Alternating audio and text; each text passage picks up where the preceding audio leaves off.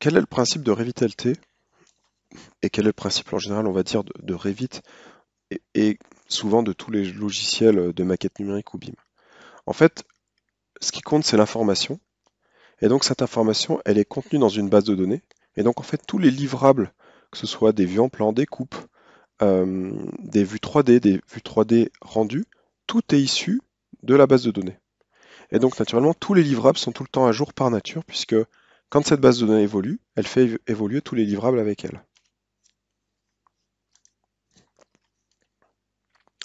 RevitLT, c'est faire un premier pas vers le BIM pour produire des projets 3D coordonnés avec une documentation dynamique toujours à jour.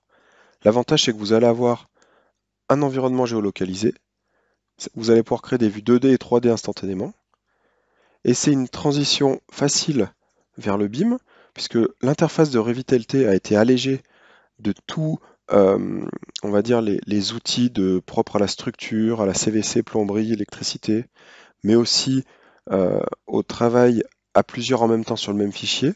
D'accord? Donc ça fait vraiment un environnement plus simple à appréhender pour tout le monde. D'accord? On va travailler plus efficacement puisqu'on va pouvoir générer automatiquement des quantitatifs, des vues en plan, des coupes depuis la maquette.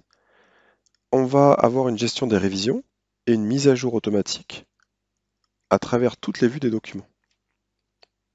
D'accord? Le design et la visualisation en 3D est un point fort. Donc comme c'est géoréférencé, vous allez avoir, on va dire, l'ensoleillement à date ou un process d'ensoleillement pour une journée ou pour plusieurs cycles. D'accord?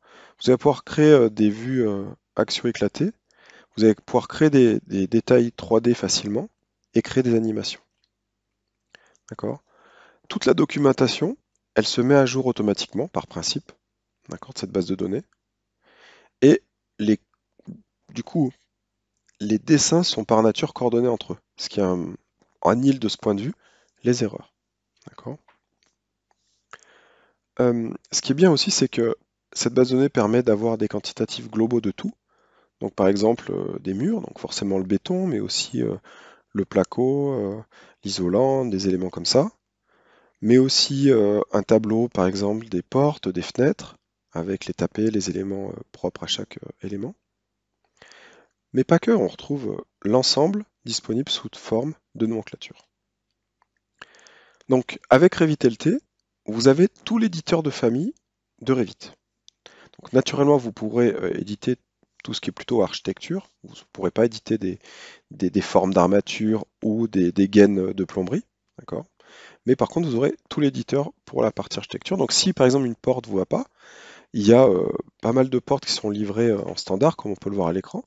Mais vous pouvez ouvrir l'éditeur de famille, changer des éléments, enregistrer sous un nouveau format de famille, qui est le RFA, et le recharger. Si certains de vos collègues ont déjà fait ce travail avec Revit ou RevitLT, naturellement, vous pourrez aussi le récupérer. L'avantage aussi, c'est que si après l'exécution doit se faire d'un point de vue, je sais pas, structure ou CVC avec Revit, c'est le même format de fichier, donc ils pourront très bien ouvrir votre fichier et agréger des données en plus. Naturellement, si vous avez besoin de portes de constructeurs, c'est les portes hein, parce que je les vois à l'écran, mais tout autre type de famille, vous allez pouvoir aller sur des sites tierces comme BIMobject ou BIManco et les télécharger. D'accord. On va pouvoir créer des rendus photoréalistes dans le cloud. D'accord. Donc soit des vues statiques, soit des orthophotos. Et naturellement, si vous voulez, RevitLT reprend l'évolution de Revit pour la plateforme et l'architecture. Donc ici, si vous regardez les nouveautés de Revit 2023, on retrouve toutes les nouveautés qui sont dans Revit 2023 concernant ce métier et on va dire ce qui est global à la plateforme et propre à l'architecture. L'avantage aussi, c'est que vous allez pouvoir échanger avec les autres Revit et des autres logiciels. Donc naturellement, le format natif sera lu par les Revit complets de la même manière, donc que ce soit pour le métier de la structure, de l'archi ou du MEP, mais pas que. Vous allez pouvoir importer et exporter au format DWG, ce qui est quand même utile aussi pour travailler avec d'autres corps d'état, parce qu'AutoCAD reste quand même un standard. Et naturellement, vous allez pouvoir paramétrer cet export. Et même si dans Revit, admettons qu'un de vos collègues a commencé avec un Revit Full, il est mis des choses dans des catégories qui ne sont pas gérées par Revit, vous allez quand même pouvoir les voir. Vous voyez.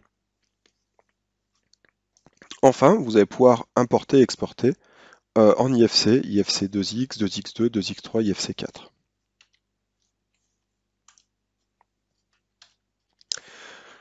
L'avantage, c'est que les DWG créés par Revit sont des vrais DWG qui s'intègrent parfaitement avec AutoCAD et vous avez pléthore d'options pour paramétrer cet export avec des calques en fonction des familles. Vous voyez, ici, c'est les familles Revit et ici, c'est les calques qui seront faits. Il y a différents préformatages suivant différentes normes ISO ou autres. D'ailleurs, ce que j'ai envie de dire aussi, c'est que avant d'importer un fichier AutoCAD dans Revit, c'est quand même important de le nettoyer avec AutoCAD LT ou AutoCAD. Par exemple, de repartir d'un gabarit vierge et de mettre au même point d'insertion dans le nouveau gabarit, ce qui vous évite d'avoir des objets qui traînent loin du point d'origine. Et depuis 2024, AutoCAD dispose de l'AutoLisp et du VirtualLisp, qui est vraiment très intéressant, un langage de programmation pour AutoCAD, LT également. Revit LT, avec une interface plus simple, puisqu'il n'y a plus les menus spécifiques à la structure, au MEP, c'est un grand pas vers le BIM. Ce que j'aime bien, c'est que si vous avez en plus le package avec AutoCAD LT, par exemple, si AutoCAD LT, vous avez souvent, pour commencer un projet, un plan de géomètre ou autre chose, qui souvent a été créé avec AutoCAD Map ou Civil 3D, ou tout autre outil géoréférencé. Donc si ce géoréférencement est présent dans l'OEG, AutoCAD LT va continuer à le lire, ce géoréférencement, et va pouvoir vous afficher l'orthophoto. Ce qui est quand même intéressant, comme ça en phase amont, vous pouvez quand même esquisser, voilà, vous avez le parcellaire avec AutoCAD LT. Puis après, dès qu'on va dire, bon, vous avez les distances aux parcelles, des choses, passez directement à Revit pour esquisser l'élément et importer forcément votre DWG vers Revit. Dans la suite, nous verrons les étapes clés de la réalisation d'un projet avec cette suite. Merci.